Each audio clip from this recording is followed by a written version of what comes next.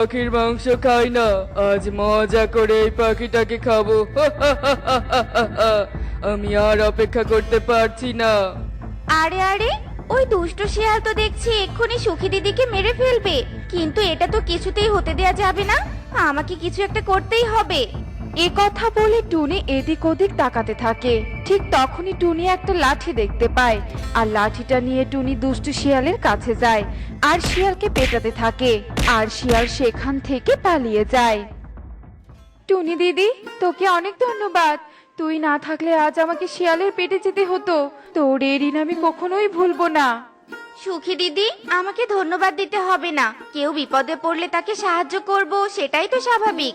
যাই হোক, বাদ দাও তো সেসব কথা। চলো, আমি তোমাকে বাড়িতে পৌঁছে দিয়ে আসছি। এরপর টুনি সুখী পায়রাকে তার বাড়িতে পৌঁছে দেয়, আর এভাবেই সেই দিন কেটে যায়।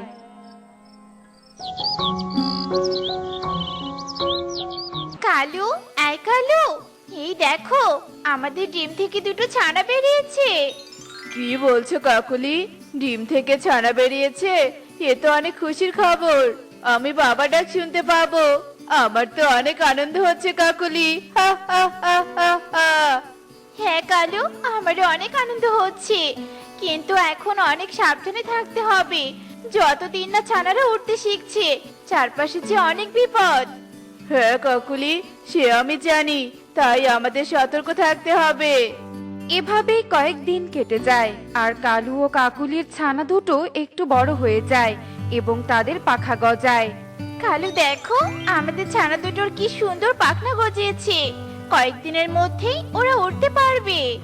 আরে তাই তো, কি সুন্দর পাখনা গজিয়েছে। এবার ওরা উঠতে শিখলেই আমাদের আর চিন্তা নেই। এখন চলো, আমরা দুজনে খাবার খুঁজতে বনে যাই। ঘরে তো একটুও খাবার নেই। হ্যাঁ কালু, চলো, সন্ধ্যার আগে আবার ঘরে ফিরতে হবে। ছানাদের ঘরে রেখে বাইরে বেশিক্ষণ থাকলে আমার আবার খুব চিন্তা হয়। এসব কথা বলে কালু ও কাকুলি খাবার খুঁজতে বনে যায়। ঠিক তখনই কালু কাকের বাড়িতে একটা সাপ আসে, আর এভাবে বেশ কিছুক্ষণ কেটে যায়। কালু কাকু কাকুলি বাড়িতে এসে দেখে তাদের ছানা দুটো ঘরে নেই। এ কি কালু, ছানারা তো ঘরে নেই। ওরা আবার উড়ে কোথাও গেল না তো?